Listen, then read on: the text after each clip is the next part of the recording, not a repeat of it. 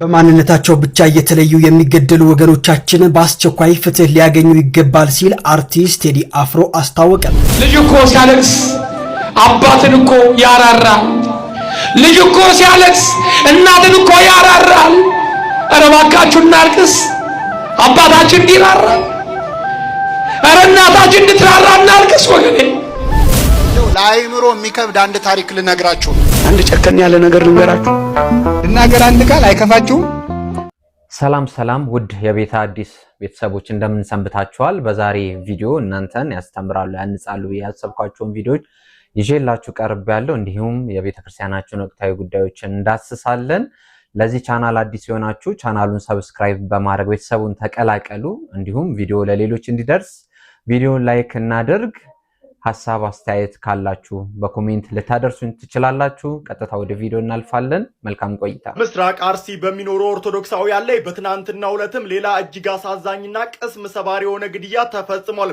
ከትናንትና በስቲያ እንደሚታወቀው የኢትዮጵያ ኦርቶዶክስ ተዋሕዶ ቤተክርስቲያን በመንበረ ፓትርያርክ ጠቅላይ ጽሕፈት ቤት ዋና ስራ አስኪያጅ የሆኑት አቡነ ሳዊሮስም 21 ሰው ምዕመናን በሽርካ አካባቢ እንደዚሁም በምስራቅ አርሲ መገደላቸውን ተከትሎ ሀዘናቸውን መግለጻቸው ይታወቃል።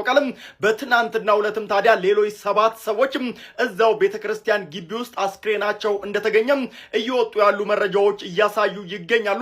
የአካባቢው ቤተ ክህነትም ታዲያ እጅግ አሳዛኝ በሆነ ሁኔታ ቤተክርስቲያን ውስጥ ያሉ አቃቢያንና ነዳያን ተገድለው ማድራቸውን እንግዲህ መረጃውን አጋርተዋል። እጅግ በጣም ያሳዝናል። ለሟቾች መንግስተ ሰማያትን ያውርስልን። ልጅ እኮ ሲያለቅስ አባትን እኮ ያራራል። ልጅ እኮ ሲያለቅስ እናትን እኮ ያራራል።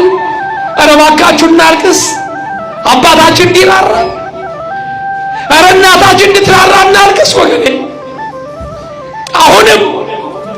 አሁንም እንቃጠል፣ አሁንም እርስ በርስ እንተራረድ ወገኔ። እባካችሁ ቀሪ ዘመናችሁ እንዲባረክ፣ ቀሪ ዘመናችሁ በወዳጅ በዘመድ ወደ መቃብር እንድትሸኙ ኧረ እባካችሁ ጸልዩ፣ ኧረ እባካችሁ ጸልዩ። ኢትዮጵያ የምትለዋ ቋንቋ እያንገሸገሻች እኛ እየሞተን እንበዛለን እንላለን፣ እነሱ መግደላቸውን አላቆሙም ይገሉናል። እኛ እየተመታን እንጠብቃለን እንላለን፣ እነሱ መምታታቸውን መቀጥቀጣቸውን መፍጀታቸውን አላቆሙም። በሞት ማግስት አውደ ምሕረት ላይ ስንሞት እንበዛለን እያላችሁ የምትሰብኩ መምህራን ይብላኝ ለእናንተ፣ ይብላኝ ለእናንተ። ይህ ሐዘን ቤታችሁ ሲገባ ምናልባት ስሜቱን በደንብ ትረዱት ይሆናል። በዚህ ጉዳይ ብዙ ብል ደስ ባለኝ፣ ግን አልችልም፣ ምንም ማለት አልችልም።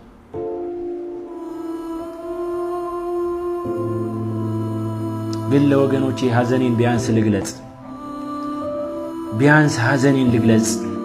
ሌላ ምን ይደረጋል? ነፍሳችሁን በአጸደ ገነት ያሳርፍላችሁ። ከደጋጎች አባቶች ጎን ኑሩልን። ስለ ሃይማኖታችሁ ብላችሁ እየተገደላችሁ ያላችሁ እናንተ በአብርሃም በይስሐቅ በያዕቆብ እቅፍ ነፍሳችሁ ትረፍ። ሰማይ ስማ ምድር አድምጭ። ክርስቶስ የሞተለትን ክርስቲያን በየሜዳው መግደል ዋጋ ያስከፍላል። የሰው ዋጋው ክርስቶስ ነው። የሰው ዋጋው ክርስቶስ ነው። ሰማይ ስማ ምድር አድምጭ። የሰው ዋጋው ክርስቶስ ነው። በሞተልን አምላክ የክርስቲያን ደም ክቡር ነው። የክርስቲያንን ደም ማፍሰስ ባይን ሆኖ ያሰጥማል፣ እሳት ሆኖ ይበላል። አይሁድም አልተሰቀለችውም። በ70 ዓመተ ምህረት ክርስቶስ ነቃቅሎ ክርስቶስን ሰቀሉ። ቀጥሎ ደቀ መዛሙርቱን አሰቃዩ። 35 ዓመት ቆይቶ ባይመለሱ 37 ዓመት ጀርመን ሄደው 6 ሚሊዮን አይሁዳውያን ርኅራኄ በሌለው በሂትለር እጅ ነደው ተንተክትከው እንዲሞቱ ነው ያደረገ። በጣም ልብ የሚሰብር ነገር ነው። አሁንም የአርሲ ኦርቶዶክሳውያን የጭፍጨፋ ሊቆም አልቻለም። ሁሉም በዝምታ እየተመለከተ ነው። የሚመለከታቸው አካላት አፋጣኝ ምላሽ ሊሰጡ ይገባል። አባቶቻችን ዝምታችሁ እስከመቼ ድረስ እንደሆነ ሊገባን አልቻለም። ምን እስከምንሆን እየጠበቃችሁ እንደሆነ ሊገባን አልቻለም። መንግስትም በዚህ ዙሪያ ላይ አፋጣኝ ምላሽ ሊሰጥ ይገባል። በግፍ የሚገደሉ ንጹሃን ኦርቶዶክሳውያን ሊያሳስበን ይገባል። ፈጣን ምላሽ ልንሰጥ ይገባልና እግዚአብሔር አምላክ በግፍ ለታረዱ በግፍ ለተገደሉ ወገኖቻችን ቤተሰቦቻችን ነፍሳቸውን በአጸደ ገነት ያሳርፍልን እንላለን። ማንነታቸው ብቻ እየተለዩ የሚገደሉ ወገኖቻችን በአስቸኳይ ፍትህ ሊያገኙ ይገባል ሲል አርቲስት ቴዲ አፍሮ አስታወቀ። ተወዳጁ ድምፃዊ ቴዎድሮስ ካሳሁን ቴዲ አፍሮ የ130ኛው የአድዋ ድል በዓልን አስመልክቶ በሶሻል ሚዲያ ባስተላለፈው መልእክት በሀገራችን እየተከሰቱ ያሉትን አሳዛኝ ሁኔታዎች ልናስታውስ ይገባል ሲል አሳስቧል። ቴዲ አፍሮ ባስተላለፈው መልእክት የአድዋን ድል በኩራት እያከበርን በአሁኑ ወቅት በፖለቲካዊ አለመረጋጋት ምክንያትም በግፍ እየተገደሉ አካላቸው እየጎደለና እንዲሁም ከቀያቸው እየተፈናቀሉ ያሉ ንጹሃን ወገኖቻችን ልናስብ ይገባል ሲል አስታውቋል። ፍትህ በግፍ እየሞቱ ላሉና ትኩረት ለተነፈጉ ንጹሃን ወገኖቻችን ያለው ድምፃዊው ፍቅር ሁሌም እንደሚያሸንፍ አስታውሷል። ኢየሱስ ጌታ ነው የሚለው ጥቅስ ከየት እንደመጣ ታውቃላችሁ? ሐዋርያት ወንጌልን በሚሰብኩበት ክርስትና አዲስ በነበረበት በዚያ ዘመን ንጉሱን ቄሳርን ጣዖት አድርገው አምላክ አድርገው የሚያመልኩ እነዛ ሰዎች ክርስቲያኖችን እየሰበሰቡ ቄሳር ጌታ ነው በል አለበለዚያ እንገላለን ይላሉ። ልክ ዛሬ እንደሚባሉ ማለት እንትን በል እንገላለን እንደምንባሉ ማለት ነው። ዛሬ ቄሳር ጌታ ነው በል ሲባሉ አይ ቄሳርማ ጌታ አይደለም፣ ጌታማ ማን ነው? ኢየሱስ ነው። ኢየሱስ ጌታ ነው ይላሉ። አትፍሩ፣ ይሄንን ቃል ለመናገር የኛ ነው፣ የሌላ ማንንም አይደለም። እንቁራሪቶች በጣም ስለጮሁ ሐይቁ እነሱ ይመስላችኋል ሲባል ሰምታችሁ ታውቃላችሁ? አሳ ሻርክ ምን ያለበት ሐይቅ ብዙ ስለተነገረ አይደለም፣ በተረዳ ነው። መንፈስ ቅዱስ ካላበረታ እንደ ቅዱስ ጴጥሮስ እየወደድከው ትከዳዋለህ። መንፈስ ቅዱስ ሲያስችል ነው በሰይፍ ፊት በሞት ፊት ቆመ ኢየሱስ ጌታ ነው ለመመስከር የምችል። ሐሳቤ ግልጽ ነው አይደል? በልብ ያመንከውን እውነት በአፍ ለመመስከር ጸጋ መንፈስ ቅዱስ ያስፈልጋል። መምህራችን ቃለ ሕይወት ያሰማልን። እስከ መጨረሻው ህቅታ ድረስ እምነታችንን አጽንተን ልንጠብቅ ያስፈልጋል። መከራዎች በየቀኑ እየተደራረቡ ነው። አይነታቸውን ቀይረው በክርስቲያኖች ላይ የሚመጣው መከራ እየበዛ ነውና በመከራችን ውስጥ ግን ሃይማኖታችንን አጥብቀን ልንይዝ ያስፈልጋልና እስከ መጨረሻው ድረስ ልንጸና ያስፈልጋል። ወደ ቀጣይ ቪዲዮ እናልፋለን። እግዚአብሔር ቀን አለው የተዋረደውን የሚያከብርበት። የአልዓዛር ቀን ይመጣል ያልኳችሁ ይኸውላችሁ፣ ያቺ ቁስሉን ያከበት የነበረችው ጣቱ እንኳን የምትፈለግበት ቀን ይመጣል። ባለጸጋው ነው እንዳላል አልዓዛር ጣቱ ውሃ ነክሮ ምላሴን ያበርድልኝ ዘንድ አልዓዛርን ስደድልኝ አይለው መሰላችሁ? እንዳለቀስክ አትቀርም አንተ ክርስቲያን። ከበረታ ሳታጉረመርም ከኖርክ እንደ አልዓዛር እግዚአብሔርን ካልሰደብ አልዓዛር እኔ በጽድቅ እየኖር በክፋትና በኃጢአት የሚኖሩትን ባለጠጋ ያደርጋል በማለት እግዚአብሔርን ካልተውክ እንዳለቀስክ አትቀርም፣ ትስቃለህ። እንደተተውክ አትቀርም፣ ትከበባለህ። አንድ ቀን የሚያገኘን አምላክ አለ። አንድ ቀን የሚያወጣን አምላክ አለ። በድካም አብዝተን በጉስቁልና አብዝተን ኃጢአት አብዝተን ለጥል ሊሆን ይችላል። እንዳትረሱ። እግዚአብሔር ግን አንድ ቀን የቆሸሸውን የሚወለውልበት ቀን አለ። የጠቆረውን የሚያነጣበት ቀን አለ። የተጣለውን የሚያነሳበት ቀን አለ። የጠወለገውን የሚያለመልምበት ቀን አለ። የደከመውን የሚያበረታበት ቀን አለ። የተቀበረውን የሚያነሳበትና የሚያወጣበት ቀን አለ። እሱን ቀን ብቻ በተስፋ ነው። ለአይምሮ የሚከብድ አንድ ታሪክ ልነግራችሁ ነው። አንድ ሰው በጣም ባለጸጋ ነው፣ ብዙ ሀብት አለው እና ይህ ሰው ንስሐ አባት ይሁኑኝ ይልና ወደ አንድ አባት ይሄዳል። እኛ አባት ጋር ሄድና የንስሐ አባት ሁኑኝ ይላቸዋል። እሺ ይሉታል። በአጋጣሚ እኚህ ካህን ፍቅረ ነዋይ ያለባቸው ወይም የገንዘብ ፍቅር ያለባቸው ነበሩ እና መቼስ ካህን ሆኖ የገንዘብ ፍቅር ያለበት ሊኖር ይችላል አይችልም? ይችላል። ከመጀመሪያዎቹ ካህናት ከ12 ሐዋርያት መካከል ጌታውን አሳልፎ የሸጠው ይሁዳ ምን ስለሚወድ ነበረ? ገንዘብ ስለሚወድ፣ ሌባ ስለነበረ ነው ይላል ዮሐንስ ወንጌል። በጣም ይገርማል። እኔ በእውነት ይሁዳ ሌባ ነበረ። ክርስቶስ ይሁዳ ሌባ መሆኑን ያውቃል አያውቅ? እያወቀ ለምን ገንዘብ ያዥ ያደረገው? ክርስቶስ ለምንድን ነው ሌባ እንደሆነ እያወቀ ይሁዳን ገንዘብ ያዥ ያደረገው? ለምንድን ነው? ቤተ ክርስቲያን ሙዳየ ምጽዋቷን የሚዘርፉ ሰዎች ሁሌ እንደሚያሰቃዩት እንድናውቅ ነው። ክርስቶስ እያለም ሌባ ነበረ፣ አሁንም ሌባ አለ የለም? እስከ ምጽአት ድረስ ሌባ ይኖራል አይኖርም? እኔም እያለው ሌባ ነበረ እንዳደነግጡ ለማለት ነው። ሌባ አየን ብላችሁ እንዳትበረግጉ ነው። እና እኚህ ካህን በጣም ፍቅር ነው ያጠቃቸው ነበር። ባለጸጋ ሰው መጥቶ ንስሐ አባቱ ነኝ ሲላቸው ደስ አላቸው። እሺ አሉ። የንስሐ አባቱ ሆኑት። ከሆኑ በኋላ ይገርማቸዋል። ሳምንት አልቆዩም። መጡና ፈልጋለሁ አሉት። ይህም ባለጸጋ ሰው ምን ነው ምን ፈለጉ አላቸው። እንደምታውቀው አሉት የእርሻ መሬት አለኝ፣ እኔ ካህን ነኝ፣ ቀድሳለሁ፣ ደክሞኝ ነው የምወጣው ከቤተ ክርስቲያን። ከዛ በኋላ ለማረስ ጉልበት የለኝም። አንተ ባለጸጋ ነህ፣ ብዙ የእርሻ መሬት አለ፣ ብዙ ገበሬዎች አሉ እና ካሉ ገበሬዎች መካከል አንዱን እዘዝልኝና የኔን መሬት ይረስልኝ አሉ። ምን ችግር አለ አለ። ለካህን መሬት ማሳረስ ትልቅ ነገር ነው አይደለም? መጽሐፍ ቅዱስ ላይ እኮ ቤት ገዝቶ የሰጠ ሰው አለ፣ ሚካ የተባለ ሰው። መጽሐፈ መሳፍንት ላይ ለካህን ምንም ይደረጋል፣ ችግር የለውም አለ። ገበሬ መደበላቸው፣ ጥሩ ብርቱ መሬት። ይህ ገበሬ እሱን መሬት ሲያርስ ደህና ገበሬ ስለነበር ደህና አድርጎ ሲቆፍር የሆነ የተቀበረ ነገር አገኘ። ከዛ ከፍቶ ሲያየው በድስት ሙሉ ወርቅ ነው የተቀበረው። በጣም ደነገጠ። ከዛ ወርቁን ወዲያውኑ ቀበረውና ባለጸጋው ጋር አለቃው ጋር ሄዶ እረ የንስሐ አባትህ መሬት ላይ እኮ የተቀበረ ወርቅ አገኘዋል። ባለጸጋው ምን አለ? ምን አረከው አለው። ቀበርኩት አለ። ጥሩ አድርገሃል። በልሂድና ለኔ እንደነገርከኝ አትንገራቸው፣ ለካህኑ ሄደ ወርቅ አግኝቻለሁ በላቸው። በእርሶ መሬት ላይ እርሳቸው መሬት ላይ ነው የተገኘው፣ ወርቁ የሚገባው ለሳቸው ነው አለ። ይህ ታማኝ ገበሬ እሺ ብሎ ወደ ካህኑ ሄደና እርሶ መሬት ላይ እኮ ወርቅ አገኘው አላቸው። ክው ብለው ደነገጡ፣ ደስ አላቸው።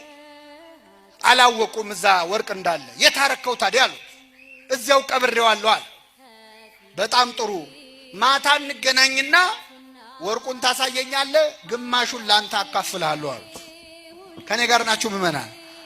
እሺ ያለ የገበሬ ሄደ። አሁን እስኪመሽ ድረስ እኚህ ካህን ቁጭ ብለው ሲያስቡ ምን ያህሉን አካፍልሃለሁ ነው ያሉት? ምን ነክቶኝ ነው ግን አሉ። እንደውኔ እኮ ዝም ብሎ ያፌ ያርፍም አሉ። በእኔ መሬት ላይ የተገኘ ወርቅ አሁን ግማሹን ለሱ እንደ ሩቡን እንኳን ብለው ምን አለ እንዲህ ያሉ ሲብከነከኑ ሰይጣን በልባቸው ገባ። በቃ ይህን ሰውዬ ገለዋለሁ ብለው ወሰኑ።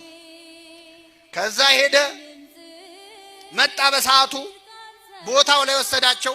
ወርቁን አውጥቶ ሲሰጣቸው ሳያስበው ከጀርባው መጥተው ገደሉት።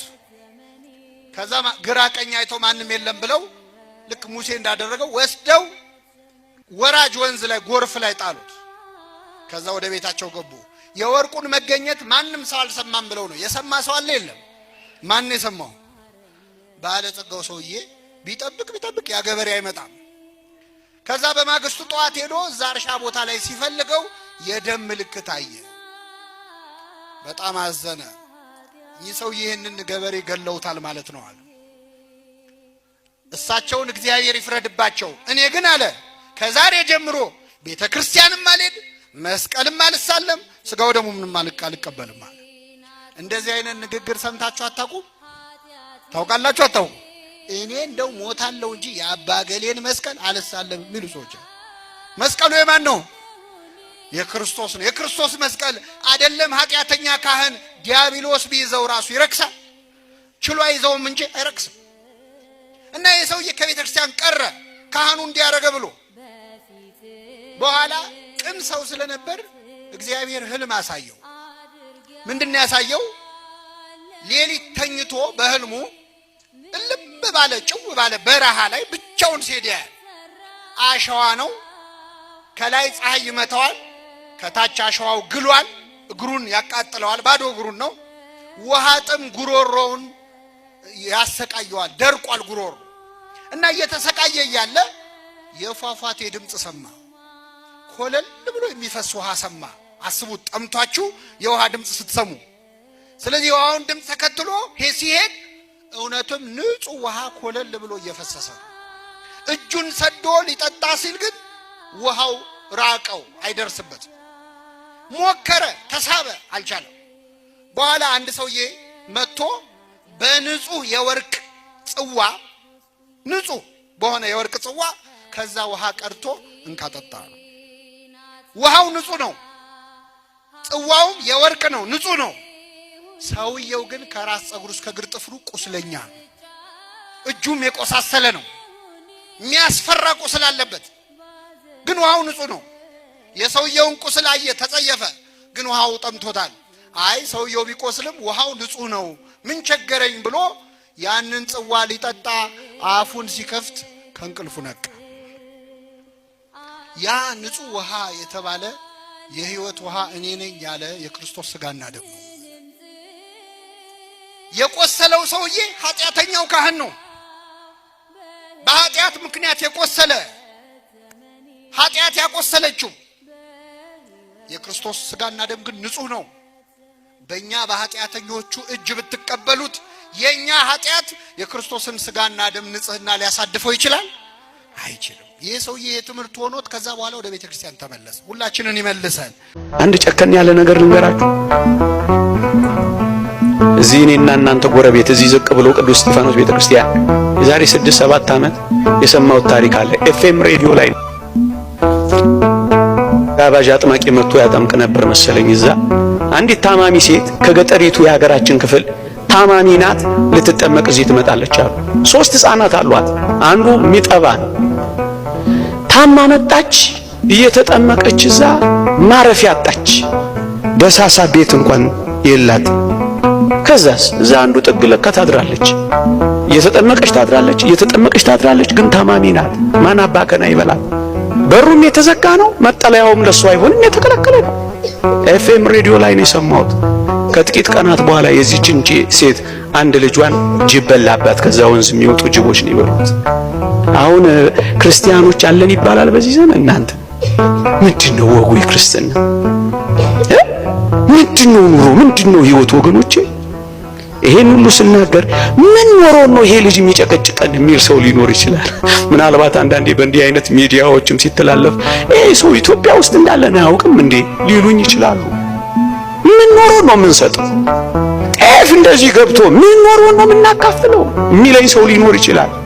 ሲሆን እንዲሰጠን እርዳታ ጠይቅልን እንጂ ጭራሽ ስጡ ትላለህ እንዴ ልትሉኝ ትችላላችሁ። አንዳንድ ሰው ካልበለጸገ በቀር መስጠት የማይሆን የሚመስለው ሊቁ ቅዱስ ዮሐንስ አፈወርቅ ግን እንዲህ ይለናል። ሁላችንም ላንብበው በሞቴ ምን ይላል? ድህነትህ የቱንም ያህል ቢሆን እንኳን ይላል 2 ዲናር የለህምን? 2 እግሮች እኮ አሉህ፣ የታመመ ጠይቅበት። 2 ዓይን እኮ አለህ፣ የተሰቃየ እይበት። ቢያንስ ጣራ እኮ አለህ፣ ዝናብ የሚደበድቡ አስጠልልበት። ዲናር አለህ፣ የግድ ኪስህ ሊሞላ አይገባም። የግድ ቤትህ የሞላ ንብረት ሊኖር አይገባም። ምን ይውጠናል ያላችሁት ዘመን ያልፋል። ታገሱ ወጣቶች። ይሄ የእግዚአብሔር ቃል ስለሆነ ነው። እኔ መተማመኛ የምሰጣችሁ ኢንሹራንስ ካምፓኒ የለኝም። እግዚአብሔር ግን ዋስትናችን፣ የትላንትናው ሕይወት መተማመኛችን ነው። ከትላንት አልፋችሁ እዚህ ደርሳችሁ የለም። የትላንት ትዝታችሁን እግዚአብሔር ያደረገላችሁን መርሳት ይገባችኋል ወጣቶች። ትላንትን ለትዝታና ለትውስታ ነገን ለተስፋ ሰንቃችሁ ዛሬን በደስታ ኑሩ። ክርስትናዬ ነው። ታገሱ። እኔ ልጅ ያለው HIV ኤድስ የሚባል በሽታ ነበር። ሰፈሬ የነበሩ እጅግ ውብ እህቶች፣ እጅግ ጎበዝ ወጣቶች ልክ በሽታው እንደያዛቸው ራሳቸውን እያነቁ ይገሉ ጀመር፣ መርዝ እየጠጡ በጣም ብዙዎች። ግን ይገርማቸዋል፣ ጥቂት 1-2 ዓመት ካለፈ በኋላ ይሄ ኃይለኛ የተባለው በሽታ መድከም ጀመረ። በእርግጠኝነት አሁን በሽታው ከሰውነታቸው የወጣ ሰዎች አውቃል። የማራዘሚያ መድኃኒት እየወሰዱ ከብደው ወልደው ኩለው ድረው የሚኖሩ ሰዎች አሉ። ቀንም አልፍ መስሏቸው ግን ራሳቸውን አሳልፉ። የማይለወጥ የሚመስላቸው ሰዎች ወደ አፈርነት ራሳቸውን ለወጡ። ታገሱ ወጣቶች፣ አትቸኩሉ። ለእግዚአብሔርም ለቀንም እድል ስጡ። ራስን ማጥፋት በሱስ በለው በተለያየ ነገር በለው ራስን ማጥፋት የተወደድክ ክርስቲያን ሆይ የሚያጠፋው አንተንና ህልውናህን ነው እንጂ ችግርህን አጥፍቶ አያውቅም። ጎበዝ ኮን ክርስቲያን ኮን በችግር ላይ በጸሎት ተነሳ፣ በተጋድሎ በርታ፣ በምስጢራት የቤተ ክርስቲያን ተሳትፎ ጠንክር እንጂ ችግርን ታስወግደዋለህ። ራስን ግን አታስወግደው። ራስን ማጥፋት ባጭሩ ራስን ማጥፋት ትንሽ ችግር ለመፍታት ትልቅ ችግር መፍጠር፣ ጊዜያዊ ችግር ለመፍታት ዘላለማዊ ችግር መፍጠር ነው። በጣም ቀላል ችግር ለመፍታት የተወሳሰበ ችግር መፍታት ነው። ሰው በምንጨቃ ይነሳ፣ ከሞትክ በኋላ ይነሳል በምንጨቃ። ሾፌሮች የሉ ይነሳል፣ ሰው በምንጨቃ ይነሳል። በቃ